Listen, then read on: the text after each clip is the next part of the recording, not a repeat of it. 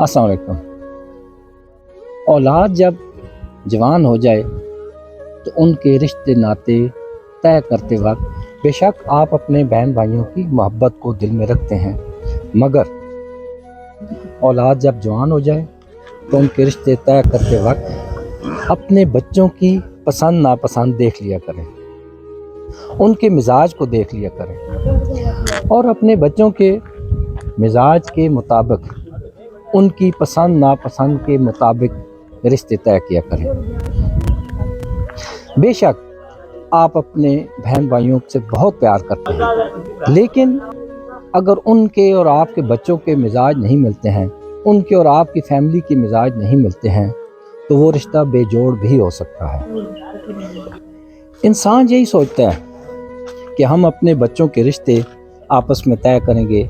تو ہمارا بہن بھائیوں سے رشتہ اور زیادہ مضبوط ہوگا۔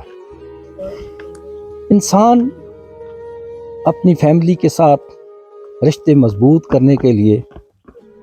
جو بے جوڑ شادیاں کرا دیتے ہیں، بعض دفعہ انہی بے جوڑ شادیوں کی وجہ سے وہی بہن بھائی آپس میں ایک دوسرے سے نفرت کرنے لگتے ہیں، اور جس سکون کے لیے دو فیملیاں اپنے بچوں کو قربان کرتی ہیں، یہ میں یہی کہوں گا کہ قربان کرتی ہیں، چونکہ وہ نہیں دیکھتے ہیں کہ بچوں کا دل ہے یا نہیں ہے۔ بسا اوقات ایسا ہوتا ہے کہ انسان اس محفل میں بیٹھنا پسند نہیں کرتا کہ جس محفل میں ان کے وہی بہن بھائی بیٹھے ہوں، یعنی فیملی کے رشتے مضبوط کرتے کرتے انسان ایک دوسرے کی شکل تک دیکھنا گوارا نہیں کرتا اور اپنے بچوں کی زندگیوں کو ہمیشہ کے لیے بے سکون کر دیتے ہیں۔ بے شک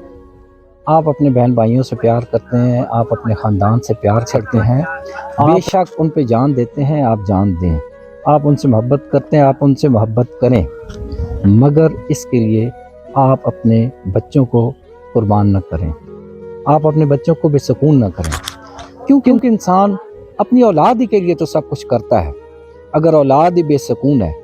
تو پھر اس بے جوڑ شادی کا کیا فائدہ؟ ہاں، اگر بچوں کا مزاج ملتا ہے، اگر ان کی پسند ناپسند ملتی ہے تو پھر ٹھیک ہے، پھر رشتہ ہونے دیں،